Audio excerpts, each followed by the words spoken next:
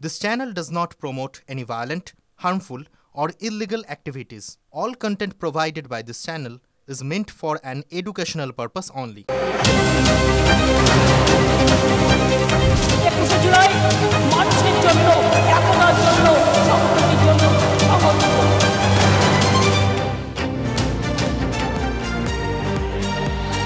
নমস্কার, দেখছেন TV9 বাংলা। আপনাদের সঙ্গে রয়েছি আমি তর্নিষ্ঠা। সকাল থেকে আপনাদেরকে আজ 21-এর যে মহাসমাবেশ, সেই সমাবেশের বিভিন্ন ছবি আমরা আপনাদের সামনে তুলে ধরছি। তৃণমূলের মহাসমাবেশ অত্যন্ত গুরুত্বপূর্ণ দিন। আজ 21শে জুলাইয়ের একটা ইতিহাসও রয়েছে, যে ইতিহাস রক্তরঞ্জিত ইতিহাস।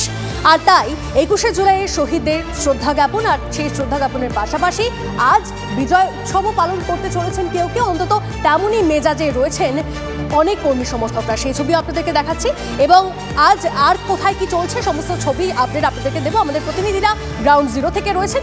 এই মুহূর্তে আমাদের সঙ্গে রয়েছেন আমাদের প্রতিনিধি দীপঙ্কর এবং সৌরভ গুহ। দীপঙ্কর আমাদের সঙ্গে রয়েছেন শিয়ালদহ স্টেশন থেকে। দীপঙ্করের সঙ্গে প্রথমে সরাসরি কথা বলি। দীপঙ্কর, সকাল থেকে সময় যতটা এগোচ্ছে তত আমরা দেখছি যে কর্মী সমর্থকদের মধ্যে উচ্ছ্বাস বাড়ছে। তারা অপেক্ষায় রয়েছেন কখন মমতা বন্দ্যোপাধ্যায় বার্তা দেবেন, তার বক্তব্যের দিকে তাকিয়ে রয়েছেন তারা। এই মুহূর্তে শিয়ালদহ স্টেশনে ভিড়টা কতটা? দেখো, বিভিন্ন প্রান্ত থেকে মানুষ আসতে শুরু করেছেন এবং তারা এসে শিয়ালদা স্টেশনের যে এই মঞ্চ, এই মঞ্চের এখানে তারা আসছেন, তাদের এখানে হাজিরা নেওয়া হচ্ছে এবং তারপর এগিয়ে যাচ্ছেন বিভিন্ন ইভেন্টে। কখনো শিক্ষক সেল, কখনো সাধারণ মানুষ, তৃণমূল কংগ্রেসের সঙ্গে যারা জড়িত তারা প্রত্যেকেই আসছেন। শিক্ষক সেলের নেতৃত্ব রয়েছে, তার কাছ থেকে একটু জানার চেষ্টা করবো আজ কোথা থেকে মানুষ আসছেন এখানে। আজকে রাজ্যের বিভিন্ন জেলা থেকে পশ্চিমবঙ্গ তৃণমূল মাধ্যমিক শিক্ষক সমিতির শিক্ষকরা আসছেন এবং আমরা প্রায় 5000-এর বেশি শিক্ষক আজকে আমাদের হিসাব আছে। আমরা একটা ঐতিহাসিক মিছিল করে ধর্মতলার মূল মঞ্চের দিকে আমরা পৌঁছাবো।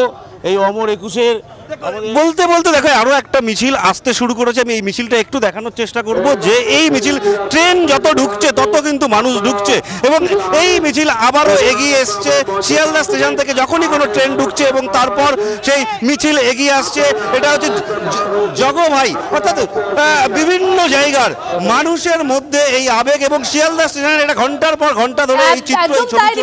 যে কথা তুমি বলছিলে, আজ আমরা জানি যে তৃণমূল কর্মী সমর্থকরা, তাদের মধ্যে একটা অন্য ধরনের আবেগ কাজ করে, আবেগ তাড়িত তারা, এবং সমস্ত মিছিলের গিয়ে মিশছে সেই ধর্মতলায়। আর ধর্মতলাতে আমাদের প্রতিনিধি আমাদের সঙ্গে রয়েছেন সৌরভ গুহ মূল মঞ্চের সামনে থেকে। সৌরভ, একটু আগেও যখন কথা বলছিলাম সেখানে আমি দেখলাম যে বেশ কিছু তৃণমূল কর্মী সমর্থকরা যারা রয়েছেন তারা বেশ কিছুটা আবেগ তাড়িত, উচ্ছ্বসিতও বটে, যে কেউ কেউ আবার বিজয় উৎসবও পালন করতে চলেছেন। 24-এ এত ভালো লোকসভা ভোটের ফলাফল, আর তার পাশাপাশি 26-এর যে রূপরেখা, সেটাও হয়তো আজই এই মঞ্চ থেকেই তৈরি হয়ে যাবে।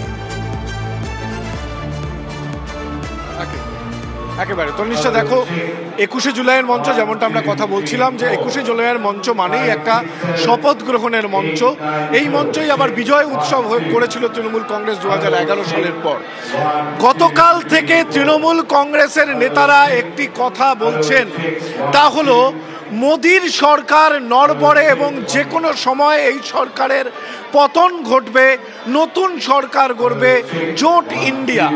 এই স্পিরিটটাকে তুলে ধরতে চাইছে 21শে জুলাইয়ের মঞ্চ থেকে মমতা বন্দ্যোপাধ্যায়।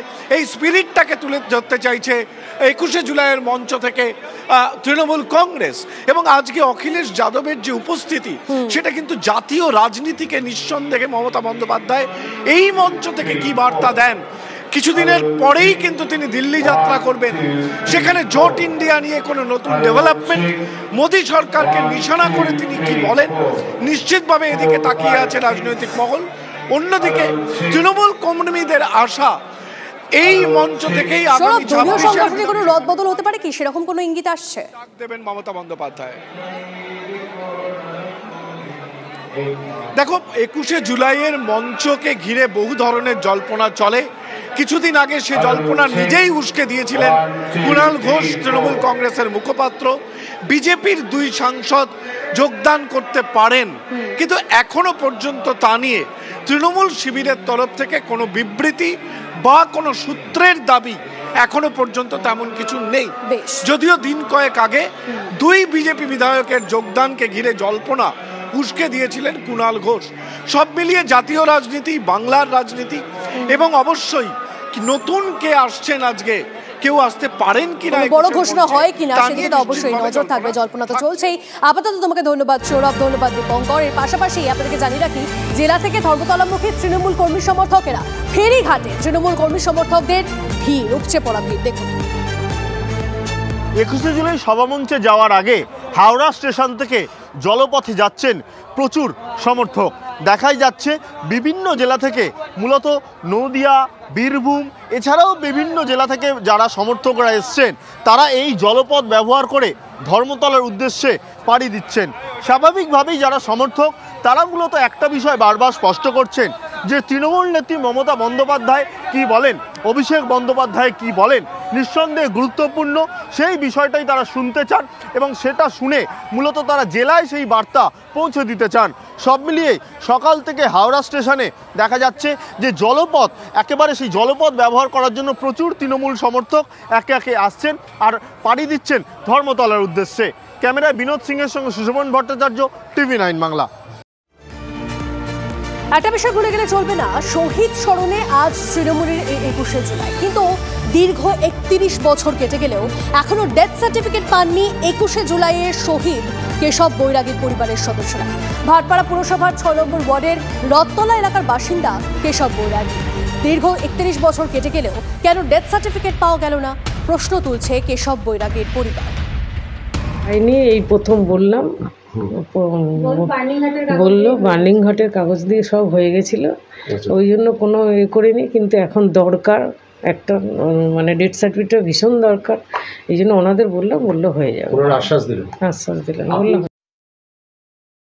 ওনার একটু টেকনিক্যালি ডেথ সার্টিফিকেটটা নিয়ে ওটাও করে হয়ে যাবে, সব মঙ্গলবার নাগাদ আমরা মুভ করবো, হয়ে যাবে। ওটা কোনো এমনি কোনো সমস্যা নেই, ওনার পাশে আমরা সবসময়ই থাকি, কোনো সমস্যা নেই। আমরা অ্যাকচুয়ালি আসি শহীদ স্মরণে ওনাকে শ্রদ্ধা জ্ঞাপন করতে আসি। তৃণমূলের 21শে জুলাইয়ের পাল্টা কর্মসূচি। এদিকে বিজেপির আজ গণতন্ত্র হত্যা দিবস পালন করবে গেরুয়া শিবির। শুভেন্দুর ঘোষণা করেছিলেন শুভেন্দু অধিকারী। এদিন মুখ্যমন্ত্রী মমতা বন্দ্যোপাধ্যায় শহীদ মঞ্চে বক্তৃতা দেওয়ার সময় বিজেপি কর্মীরা রাজ্যের প্রতিটি থানায় বিক্ষোভ দেখাবেন। মুখ্যমন্ত্রী ও পুরমন্ত্রী ফিরহাদ হাকিমের বিরুদ্ধে বিক্ষোভ দেখাবে বিজেপি।